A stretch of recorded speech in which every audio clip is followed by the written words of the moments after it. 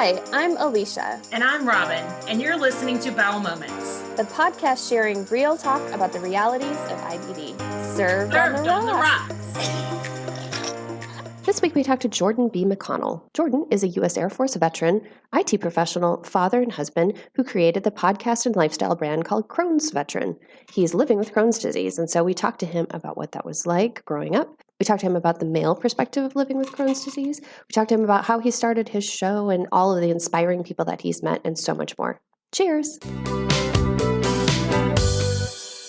Hi, everyone. Welcome to Bowel Moments. This is Alicia. Hi, everyone. This is Derek, and I'm standing in for Robin tonight. Welcome, Derek. We're so excited that we can have you as a guest host. Thank you. Thank you for having me. And we are so excited to have with us tonight as our special guest, Jordan B. McConnell. Jordan, welcome. We're so glad you're here with us tonight. Thank you, Alicia and Derek, for having me. It's a privilege and an honor. We're going to dig into your Crohn's story here in just a little bit. But first of all, we want to ask you the very unprofessional question. What are you drinking tonight? Well, since it's still kind of during the day, right now I'm drinking water. But I do have one of these fancy Crohn's Veteran mugs. Beautiful. The branding is really, really nice. I like the branding. Yes, on point. And Alicia, what are you drinking? Well, since it is not as early for me as it is for you, I am drinking a mulled Manhattan. Oh, very nice. Oh, it's very alcoholic. Nice. I made it and I took my first sip and I was like, woo, all right. Woo, little stout. Yep. What about you, Derek? Awesome. Well, I had a colonoscopy this morning, one of those annual fun things for us Crohn's patients. And so I am dining on a very special and aromatic cocktail of H2O and liquid IV. That's my drink of choice for tonight. Sounds delicious. I'm drinking the lemon lime, and I actually add some additional real lime juice into it. It actually is very nice. It's like a really weak margarita. Yeah, sure. I'll leave the tequila out this time around. Right. Pro tip, don't do that.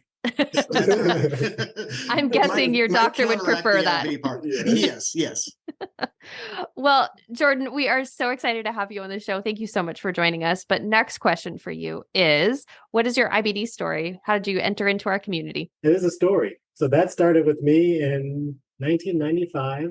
I was spending the night at a friend's house and playing video games and stuff. And I remember I just got the worst stomach ache of my life.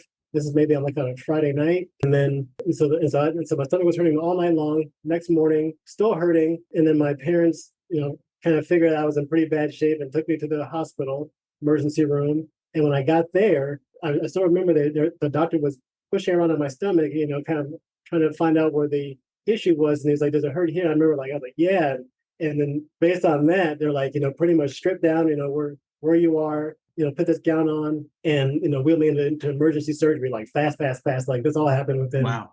It felt like maybe 5 or 10 minutes, like not even exaggerating. And so like the time that I said they know that they found it into the time I was in the operating room, and then they put the mask on my face and then I woke up in another room and with Crohn's disease pretty much. And so this was like, this is Saturday, right? And then and then before that, the first 14 years of my life, everything was fine. And so literally just, out of nowhere. And so I was in the hospital for a week, and then I was, I think I was home for a week, and then I went back to school.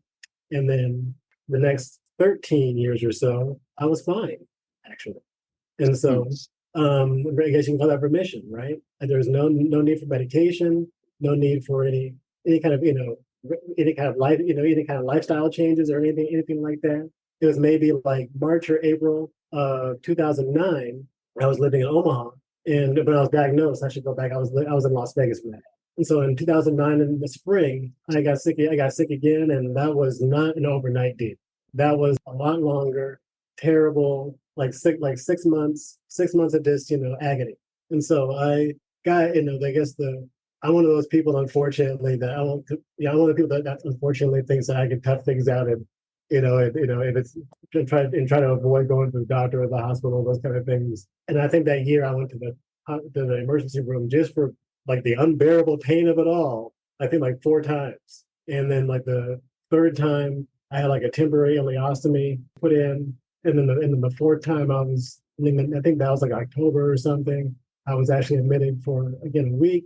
And then I had the first surgery. I had 6 inches of my colon taken out, and my appendix. And then the second surgery, I had 18 inches of my colon taken out. And then my ileum, which is, for folks that don't know what an ileum does, is that it's kind of what takes the liquid out of the food the food that you eat and kind of manages the bile acid in your stomach and everything. So that's a very important organ, and not being informed at the time, the impact of that kind of really did have an impact on on my life. It still does. So I was actually healthy enough before that surgery and before all that to actually join the military, which is where Crohn's veteran came from. And that's actually, I was kind of ignorant to the chronic nature of the condition. And again, and I felt great. And so I was able to pass the physical and all those things. And literally served for 8.5 years or whatever. And then I got sick again. I was still in the Air National Guard in Nebraska as a staff sergeant when I got sick. And I started missing drills and everything. And then of course I went to the hospital, and then my commanding officer visited me in the hospital, and I remember telling him, I was like, sir, I'm really looking forward to coming back and kind of doing the rest of my tour and everything. And so he wanted me back, but then he didn't really have much control over it, right? And so I found out, but shortly thereafter I got out of the hospital, I got a letter saying that I couldn't be anywhere with limited medical supplies ever again. And so, which means that I can't deploy, or I can't deploy again, I should say. And so then shortly after that, I got a FedEx with a honorable discharge, and that was it. And so military, so for anybody out there, the military is not bad. My experience, that was anticlimactic for the Air National Guard, but for the active duty portion that I did, that was actually all normal, and they had a good going away party, and I have a frame in here of everybody signed it and all those kind of fun things. So it's kind of a contrast, but that did, but I had to kind of start over, and because I planned on doing the whole 20 years and all that, and and I was working on being promoted and all this stuff, and so that probably, like, as far as the career trajectory, that had a really huge impact. Crohn's did.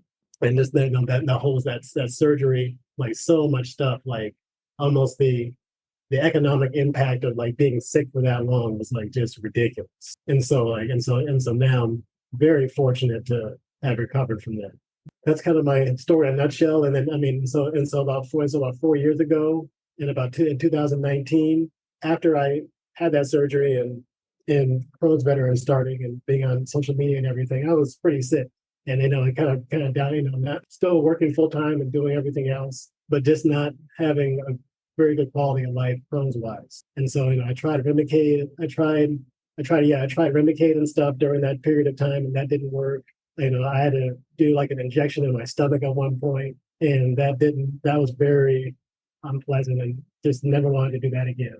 And so I had actually, when I met my wife, I sort of like, hey, well, maybe, since my surgery situation, the whole experience was very unpleasant, and the medical experience and all that stuff was very negative. Maybe that's changed, and so maybe I can get a better team and all these other kind of things. And I did, and so that ended up me. Well, actually, they're the ones that actually got me on the Remicade, and then they found out that that wasn't working because my blood work came back fine, and they're like, why? And I'm like, well, that's the case. How come I still feel like crap every single day? And it's found out that I have this bile acid malabsorption from the ileum being, and so they're like, and so for that, you have to take this fluoresceramine powder twice a day for the rest of your life forever. And so I remember started taking it. I'm like, oh my God, this is the first time I've actually felt normal in years. Because before this, that's something too, is that during that interim period of time, that several years span of time, everything that was going on in my body, water or croutons, salad, pizza, burgers, baked fish. It didn't matter if it was, the point being, it didn't matter how healthy or how unhealthy the food. Everything would go through my body in, 2 to 3 hours, 24 hours a day. Not knowing that, going from like eating whatever you want for 27 years and then like not being able to eat anything, and then no one telling you that that's going to happen is, this is psychological, this blow. Yeah, it's not good. Once I had that fluoresceramine powder, I was like, wow, I can actually eat the food that you're supposed to eat with Crohn's, and then I actually do feel good. I actually can have a normal day. I can actually, like the commercials and stuff, you're like frolicking outside or something. And so I was like, wow, so, and it's like, well, anything's possible. Anything is possible. If that's the case, let me see what everybody else is doing. And then I started getting on Instagram and then wanting to, share my story and definitely wanting to, really not only share my story, but more, listen to other people's experiences, listen to other people's stories and getting those patient experiences out into the world because there's not enough. Wow. And I feel like that was just the very, very, very fast version of your story. Yeah, there's a little bit. Yes. So I want to back you up to, you were 14, you're very suddenly sick. You go to the hospital and you immediately have 6 inches of your intestines taken out. And then they just sent you home and they didn't give your parents like any education on Crohn's disease or like, so they sent you home with a diagnosis and then like said, good luck. Yeah. And so that's Wow. that's gonna be about 100% correct there. And so because I distinctly don't remember. I remember being in the hospital for a week, to the point to where I was, IV in my, a little IV stand shuffling around the floor and trying to walk again or whatever. And then being at home for a week and my sister being born, stepsister, and then going back to school. There was no meal planning, no okay, well, now that you have Crohn's, this is the way it's going to be now. You got to make all these changes. You're going to have to do this. You're going to have to do that. Nobody pulled, nothing. I'll ask my mom and my dad, because, my mom, of course, flew in, and the hospital and all that kind of stuff. Yeah. But, but I literally do not remember, besides saying you have Crohn's disease and all that stuff. I feel like everything I learned about Crohn's disease was a lot later in life. Was in my 20s, and until now, probably the last 15 years or so. But definitely not when I was a kid. That's something that my previous co-host CJ on the podcast wanted was people in hospitals, those kind of that can actually do that kind of explaining to people when they get diagnosed, because I think for some reason there's a gap there.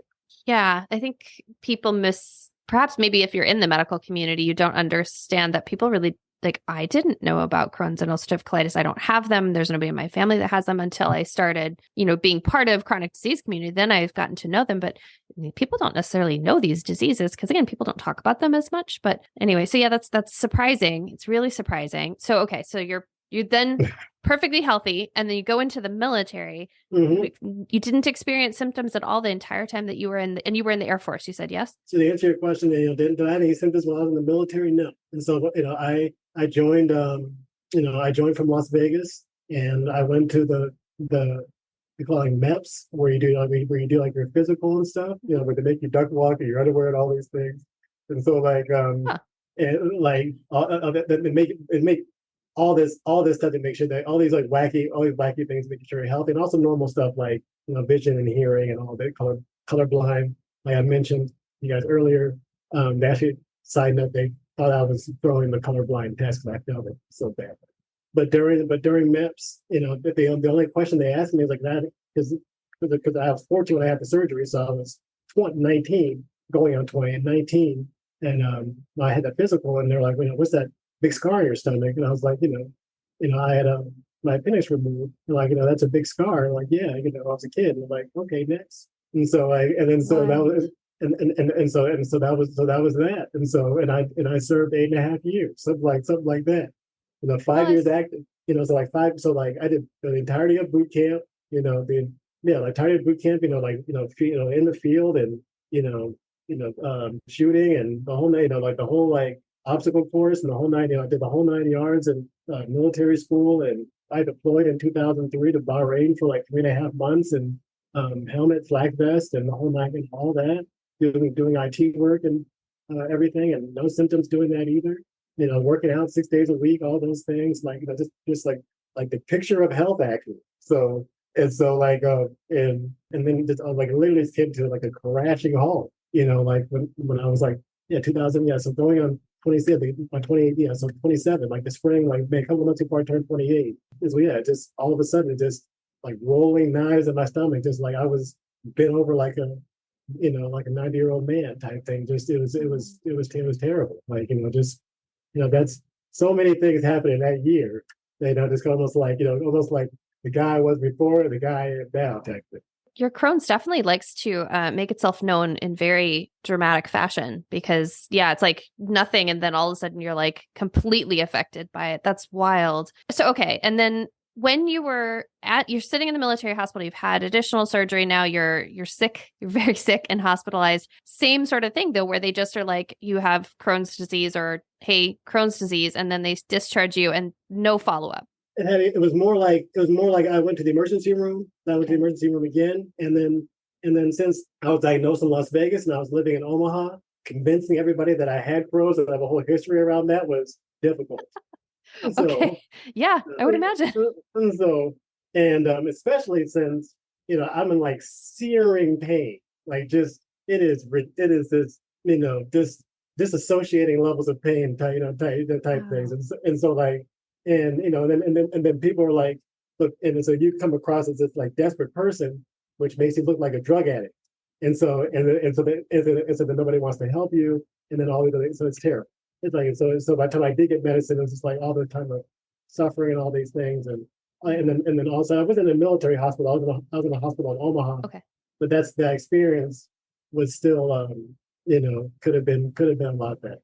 I know on your podcast, Jordan, you talk about, you use the phrase frequently that you earned your stripes with Crohn's. Yeah. So, I mean, hearing your story, that's obviously the case. That's a perfect terminology for you to use for that. Tell us a little bit more about how the military kind of came up to speed with your medical condition, and was there a medical review board that kind of came into that process, or how did that happen? I'm wondering because we do have, a lot of patients who are either active military in one form or another, or they're veterans. And I know in many cases, if not most cases, that Crohn's and colitis can be a disqualifying illness for a full medical discharge. So how did all of that specifically transpire for you, and how did that impact your, you told us a little bit about the exit, and it was somewhat abrupt, but tell us a little bit more about that process.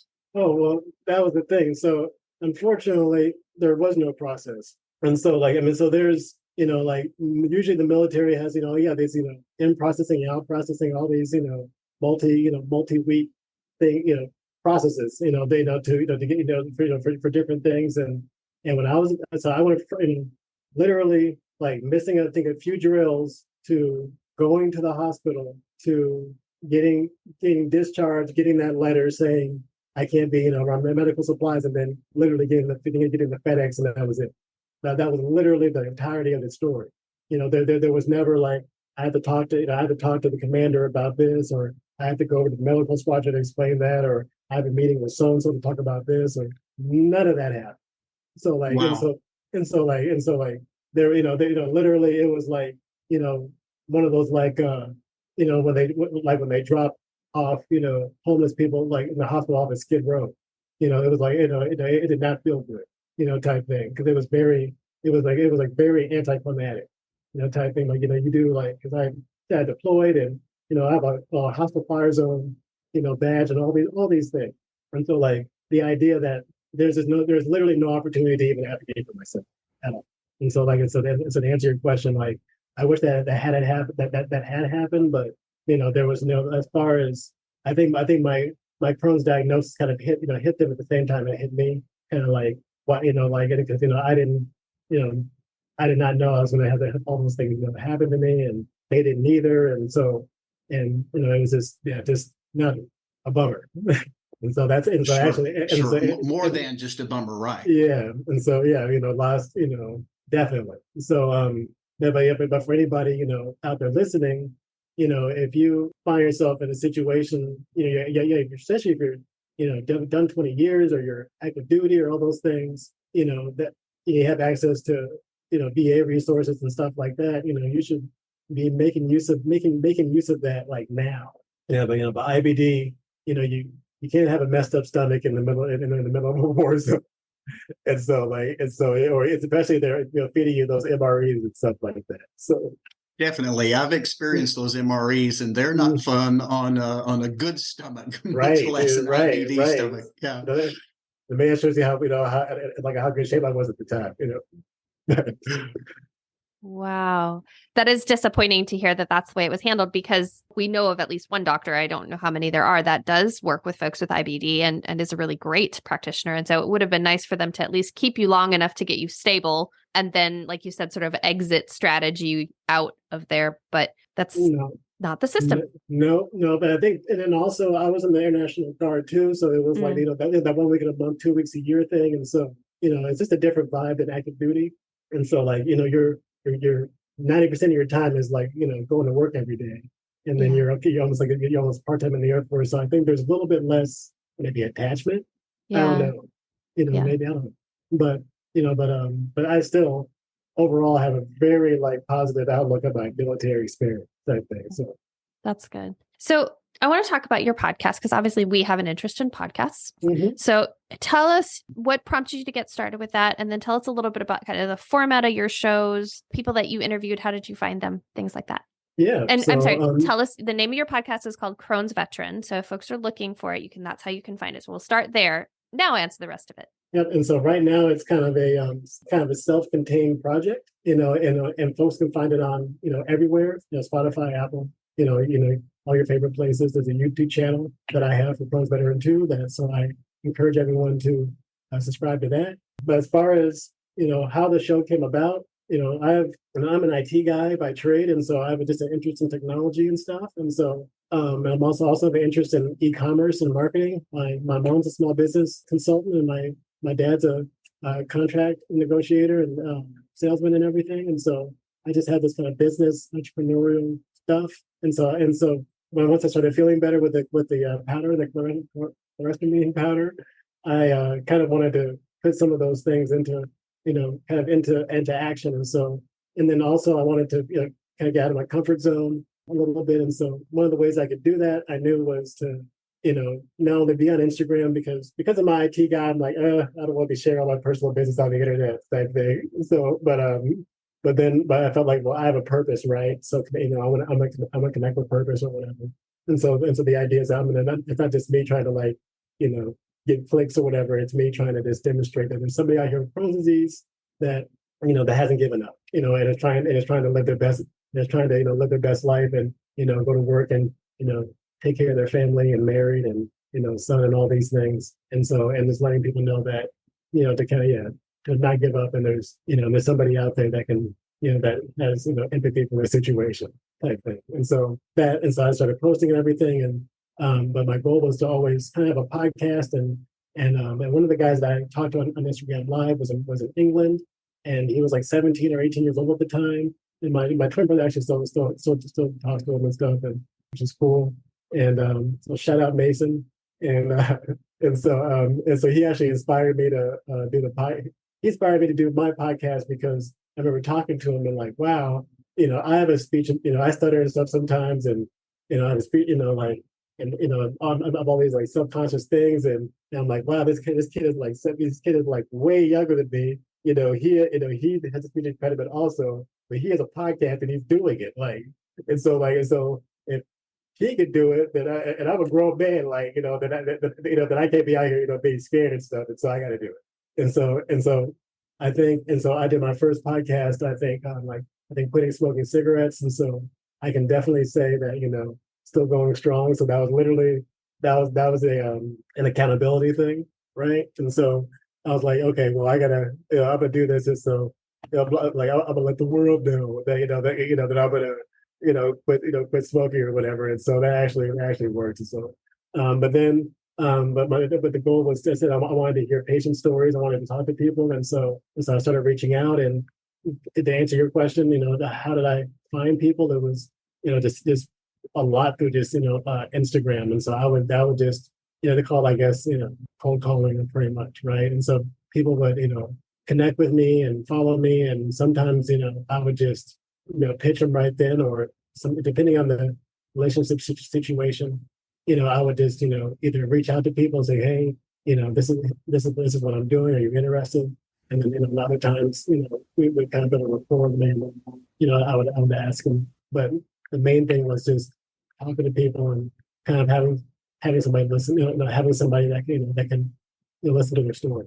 One of the things that we started to chat with before I hit record was that because you started with a male co-host, you ended up talking to a lot more men.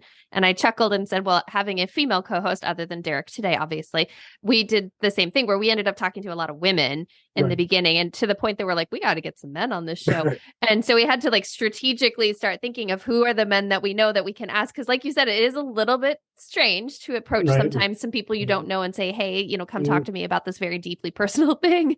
So I am curious though, since we have the opposite of here, if there's, now that you've started to interview women in addition to men, or that you added women to your show after a little bit, did you notice any differences in when people were telling you their stories? Did you notice some commonalities that were maybe a little more common to men, and then that changed a little bit when you started getting more of a female perspective?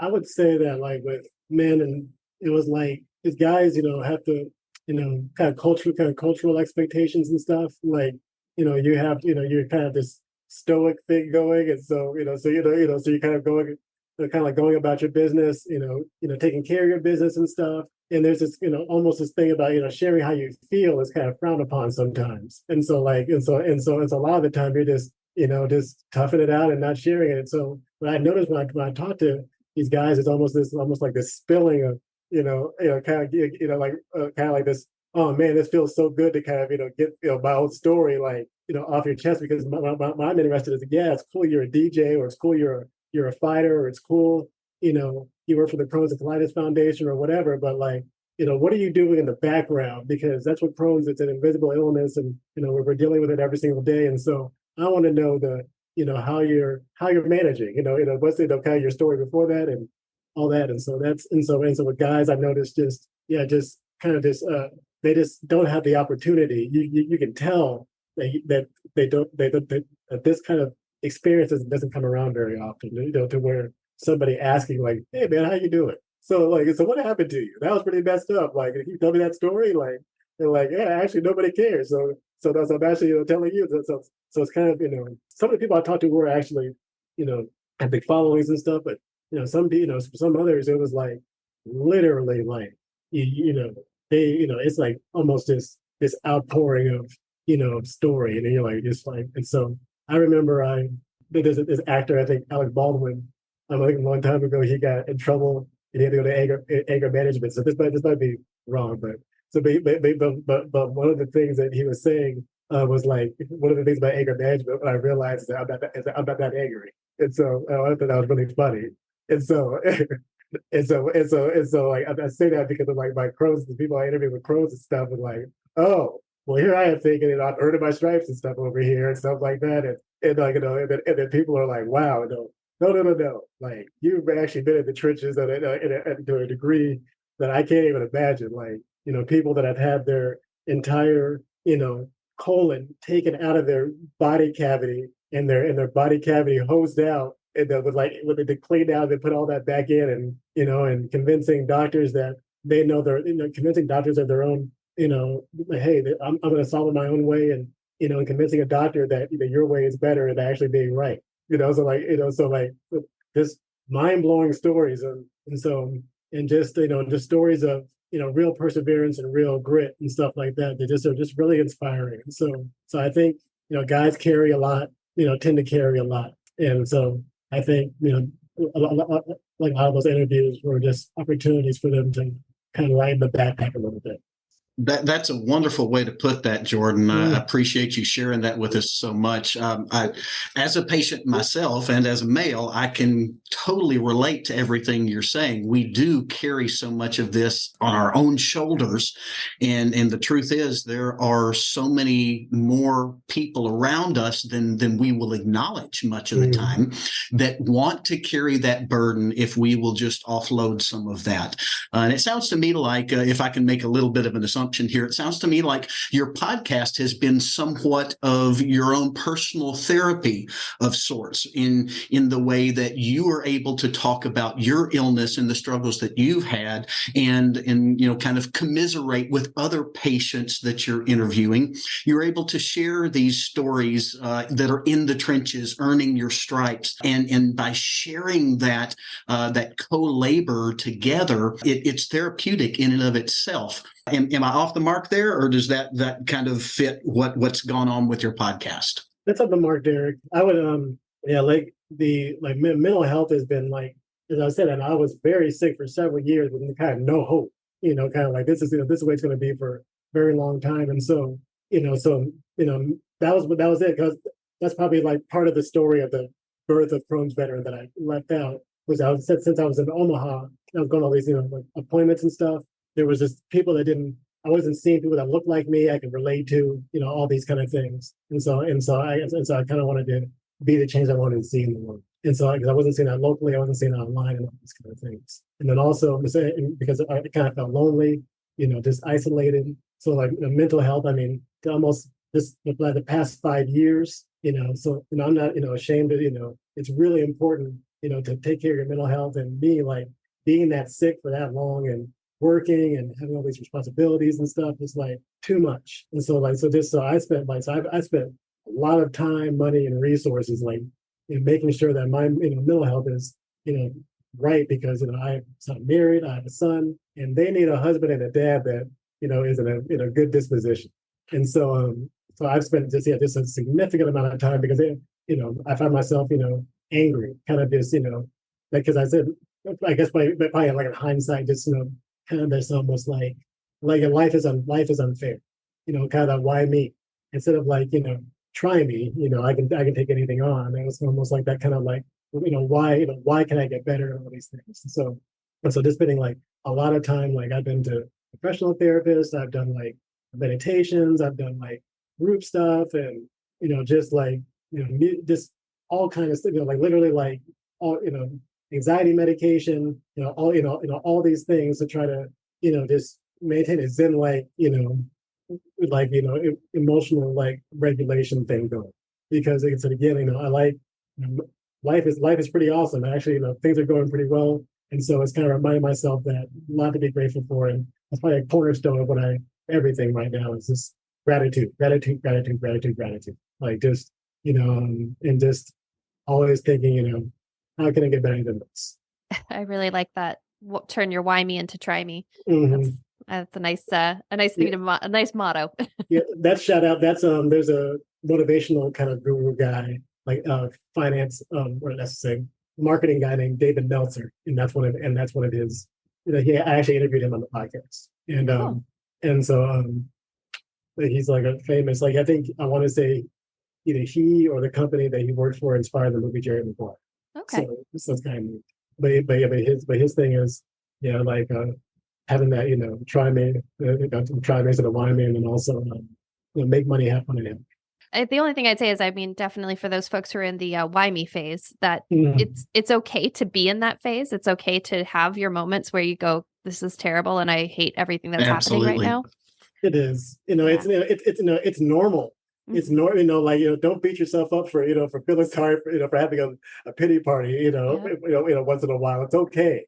It's one of those things, a success is just a failure that tried one more time, right? Yeah. And so you just, it is okay to be sick, to be, to take care of yourself, just don't give up on what you're doing.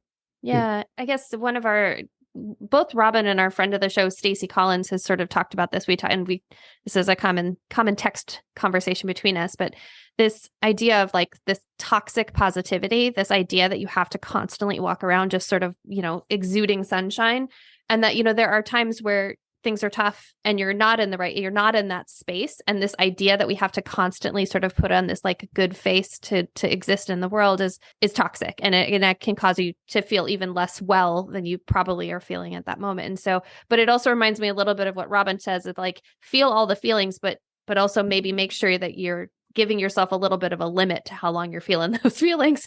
And if you start to go too long, get some help, do something about this, because you can't wallow in it and you can't stay there, because that's not healthy either.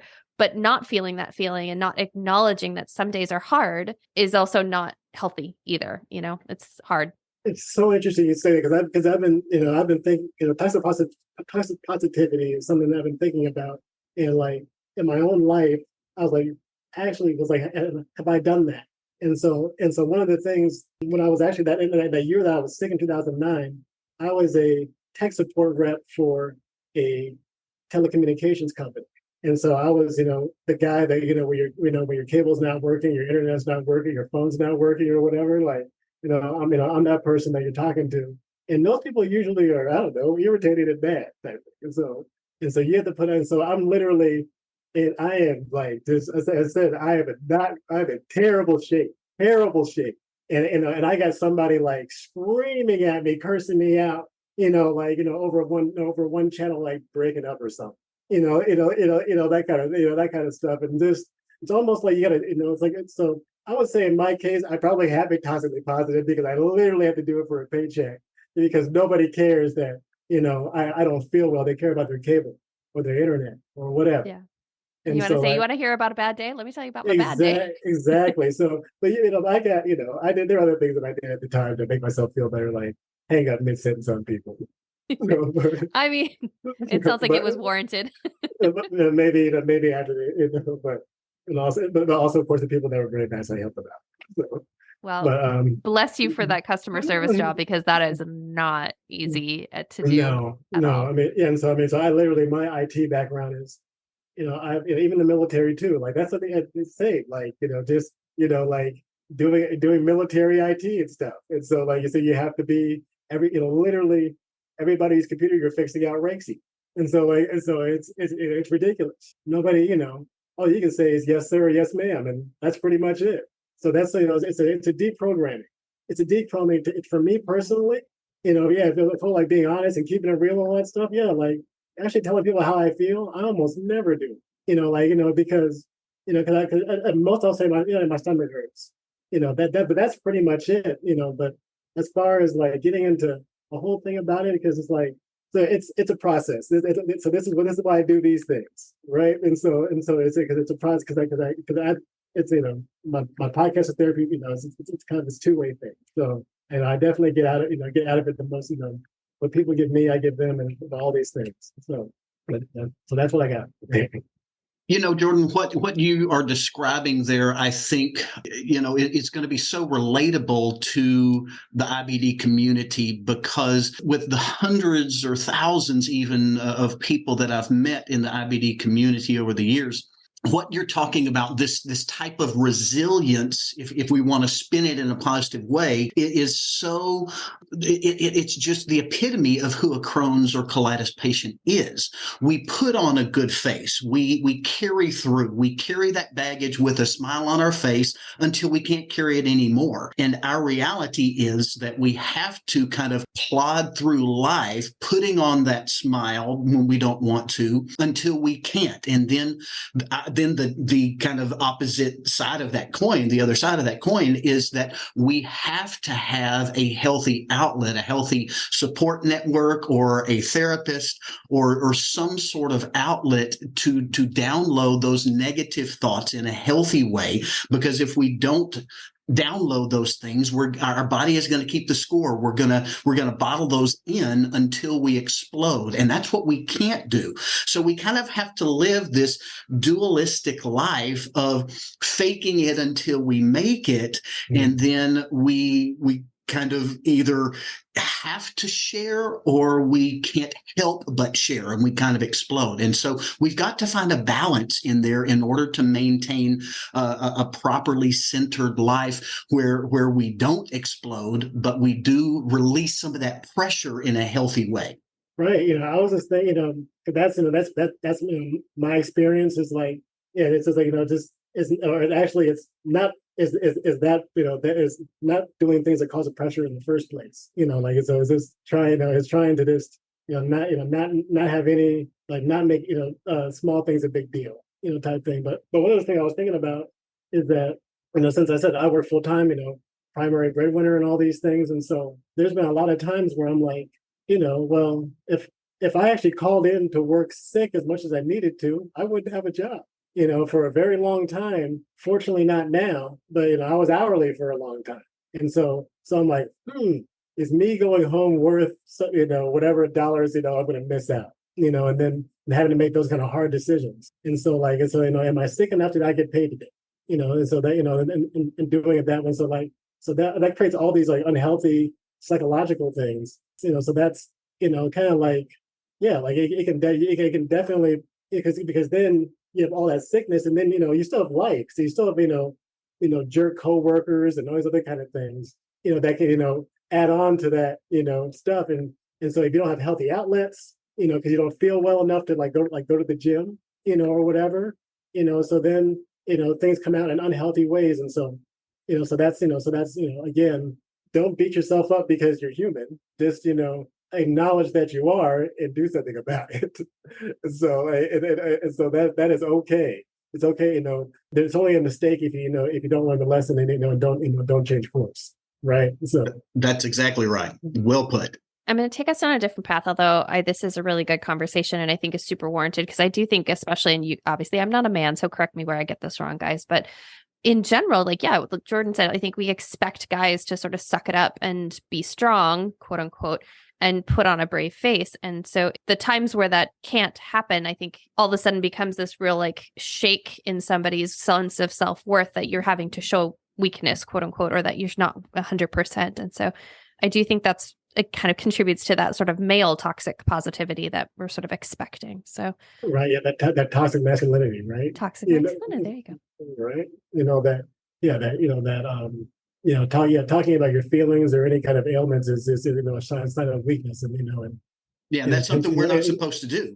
Yeah, like attention seeking or something, or pity, sympathy, pity seeking, that kind of thing, and it's and to me, every single person I've spoken to is like, you're a kind of beacon of strength. So, so it's kind of, it's to me, it's perspective, because, I'm literally on a podcast called Bowel Moments, right? And so like, to me, like, the average guy, I don't think would show up, and be out of here. And so like, to me, I think I'm pretty tough. So like, because, like I challenge anybody else to got out of here to tell their story.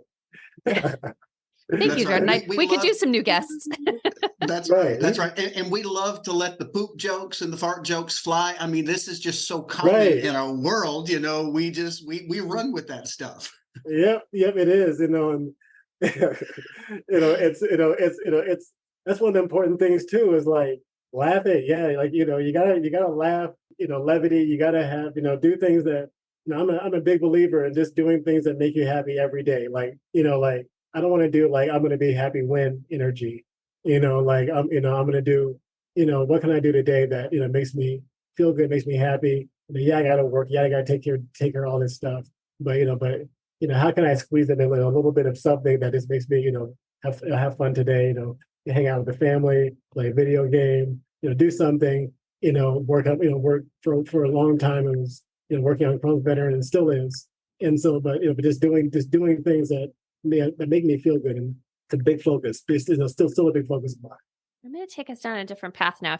You are a professional person that deals with technology, which is not a weird way to say that that's your profession, but there we go. I am curious to get your opinion on this, because obviously we're hearing tons and tons about AI and ChatGPT and blah, blah, blah. And I'm curious what your thoughts are and how you think that might start affecting kind of medical care and the sort of medical community based on what your professional experience. I recently created, just for fun, an AI chatbot that helped with Crohn's disease meal planning. And so it kind of uses ChatGPT, and then I put a whole bunch of like inbound files and stuff that I found and things, web scrapings and stuff like into it. And I just think one of the big problems right now is that having like something like OpenAI is kind of like as a back end of that, you have to trust them with your data, right? And because they always say like don't put any personal information in this and stuff like that. So it really kind of limits the functionality. And so there has to be these AI solutions I think more open source and those exist, but they have to be almost at the same functionality level of these well-funded ones. And those have to be set up to where you can have all of that computing power or that generative technology that we all have become familiar, or that people have become familiar with lately. But having that in a way that you can add your own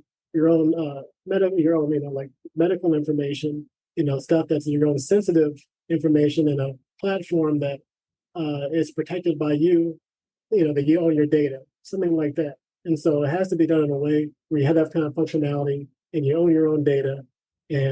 But right now you only can get like generic, don't trust this advice because it's straight off the internet, and you can't, like, something would have to be almost partnered. And this is something I'm very interested in doing. So is anybody listening? Again, this is something I want to build. So, but you would take, like something like a ChatGPT's like solution, like a generative AI, and then it's that allows putting all the files and stuff, all these things, and you can analyze all the data and things, and then that would be curated by a medical entity, that data, and there also has to be to where, again, everything has to be segmented and isolated and moded and everything, just so like there's absolutely no way that people's private personal information can be kind of be put into can be used to train the AI as a whole, which is something that'd be like a terrible thing. So it has to be like your personal information and the AI in a way that is protected by you, almost like maybe like a distributed ledger or something, like almost like cold storage, things like they use for crypto or something. So something to where is this highly protected, and so there's all these kind of off-the-shelf solutions and stuff. People can get really, really great information, but that stuff needs to be developed, like software developed, and built and kind of created. But I think there's a huge market for that, because there needs to be because you could almost like Google your own medical records, or you could ask your own medical records, all these insightful, you get analytics and insights and all these things. And so the value of that, especially if you added everybody, so many people have like these fitness watches and stuff, and so smart watches and things. So getting all the biometric and all these data streams and everything, coming into that too, plus your doctor and plus the AI and plus all these things would create just a really, really awesome personalized experience for somebody that I think would really change people's lives and make really help people. So if you know how to do that, please let me know, because I'm definitely interested in creating that. And so but that's where I see the future. I really see, like, once they figured out how to do all the HIPAA and the regulatory stuff and all these things, like making sure that there's no way that these large organizations that are just kind of profit focused aren't using all this hyper sensitive data for their own nefarious purposes or whatever. I mean, what I think is exciting is that there could be a sort of a predictive nature to some of this too, where like AI can be looking at like your lab results and your colonoscopy reports and sort of saying, hey, hang on a second, like, doctor, whoever you are, like, Jordan looks like maybe something might be going on. You might want to look at this person, but all of that has to be fed in and programmed before we can get there. And so that's the part is like, okay, that would be great, but somebody has to, like you said, build it. Right. Because because you could maybe filter out, hopefully very effectively, all those, personal identifying markers and stuff, and just so you can, create those insights with those large data sets and stuff like that. But that's but it's really neat. I mean, as far as even what I was able to create, just to saying, create me a meal plan and all of these variables and stuff and all these things, and then it would just kick out. It was really fun. Like just to be able to just kick out like meal plans, recipes, and the idea was that the functionality was like, okay, and actually this is cool too. I just saw this. Like imagine like you have like a visor on your face or something, and you can open your refrigerator and you can take a screenshot of your refrigerator, and then you can ask the AI, say, hey AI, analyze this picture, and tell me what I can make for Crohn's disease, in my refrigerator. and it actually, and this guy was able to get that to work. That's amazing. For just, and so it's literally like he had like a little like floating a little cube that was the AI. He used like 3 chat GPTs. He used the one for voice, the one for like interpreting pictures, and the one for like generating text.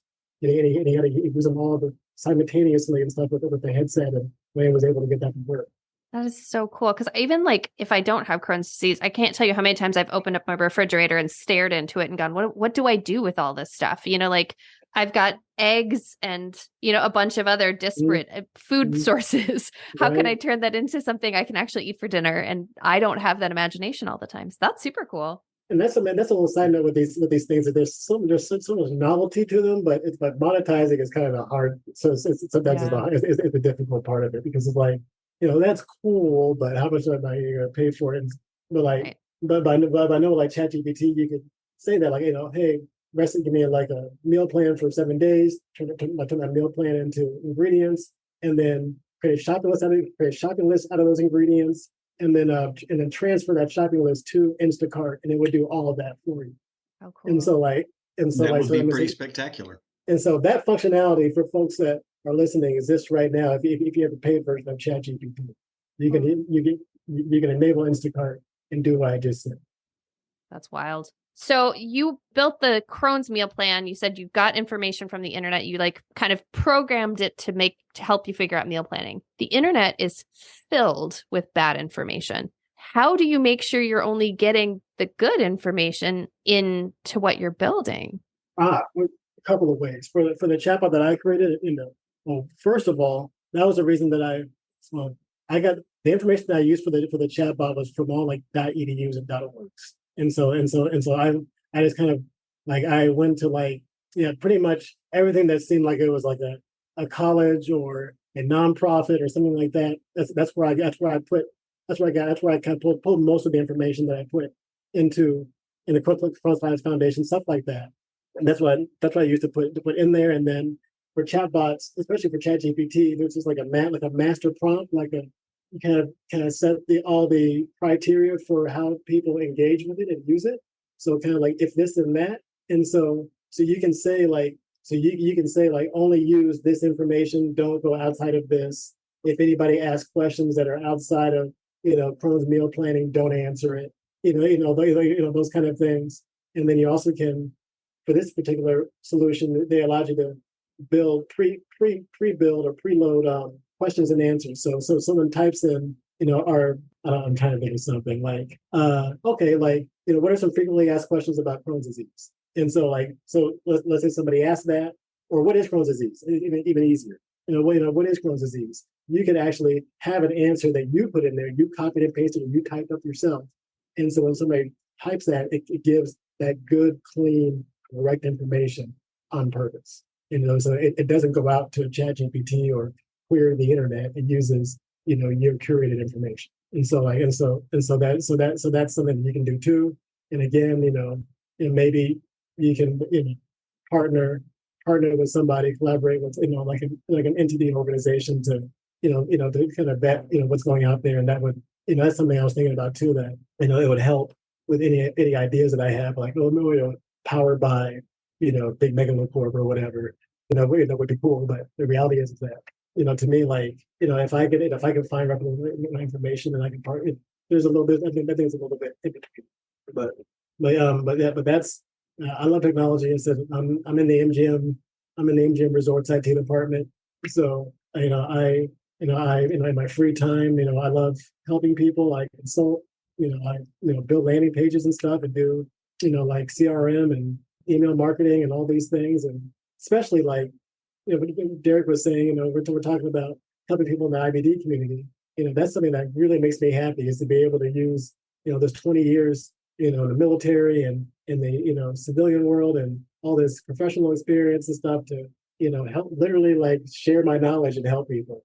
And so that's what I want to do. And so so please reach out to me directly. Jordan at Crohn's Veteran. Jordan, that's amazing. Thank you so much for sharing all that with us and with our listening audience. Unfortunately, it is at the end of our time together. And so we first of all want to say to you, thank you for your service to our country. We're so grateful for you and our other veterans and our active military for protecting our country and our interests abroad. So thank you so much for that. So we do want to finish up our time tonight by asking you the question we ask all of our guests, and that is, what is the one thing you want other IBD patients to know? A few things. I mean, you're not alone. There's somebody out there that, that loves you and believes in you, and to not give up on your dream, and to not do that thing where you're holding on to a hot pole hoping somebody else burns. And so, seek out mental health, seek out support, seek out a good support network, personal support network, make sure that you're, doing things that, uplift, your environment. My mom always says, your environment is stronger than will. And so it's really important to make sure that if you're going to have as successful as you can, life with Crohn's, that, that you do everything in your own power to make sure that you have an awesome environment to thrive. And I am walking proof of that.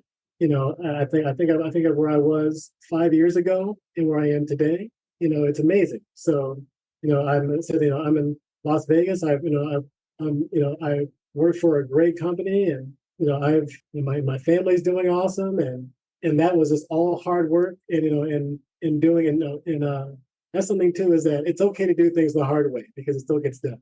And to me, it's almost like if somebody tells me that this is hard, that means great. It's a great, that means I can do it. If it's impossible, I can't do it. If it's hard, I can do it. And so, so it's okay to do things the hard way, because the hard way you will definitely get there. And so, instead of being the easy way, which is, up in the air. But just, it's okay to take medicine. It's okay to, I said, when it comes to your environment, that's definitely people, so, it is okay to, include people and to exclude people, to bring people in, to, and to step away and transition. Relationships are just that, they ebb and flow and change. And so just because, you don't hang out with a person the way you used to, does not mean you wish any ill will on them or anything. It's just that you're focusing on your own health. And that is extremely important. And so in my own life, definitely, putting out what you want to get, so I've experienced so much, good in my own life, just because I'm always out here trying to, pay it forward, just because I know every day that I'm not laid up in a, hospital bed is a gift. Every day is a gift. Treat it like such, and kind of, if you listen to this and you do have Crohn's and you're in remission or those kind of things, do what you can for the folks that are, that are laid up. So I appreciate that you guys were doing it. But that's what I got there. Just, don't give up. I've gotten Microsoft certifications. My son was born, the first 3 months of my son's life were the last 3 months of school, and I had Crohn's, and I had no medicine, and I did it. And so, I'm walking proof that, it can get real hard. But the question is, are you going to give up? Because if you keep trying every day, you're going to get. I think that's really good advice. Perseverance is key, and surrounding yourself with the people that are going to feed you, and feed your journey, I think is super important. So laugh every day, because it's good for your soul. Absolutely. Absolutely. Yes. Yeah. Love it. Love it. Yeah. Thank you so much, Jordan. It was so much fun to talk to you. It really was such a pleasure to hear your story and to get to know you a little bit more. And thank you, Derek, for being my co-host tonight, especially since this was last minute. I very much appreciate that. Sure thing. Always glad to be here. Thank you. Thank you. Thank you, everybody else, for listening as well. And cheers, guys. Cheers. Hi, this is Jordan. This is Jordan McConnell. If you enjoyed this episode, please rate, review, subscribe, and share it with your friends.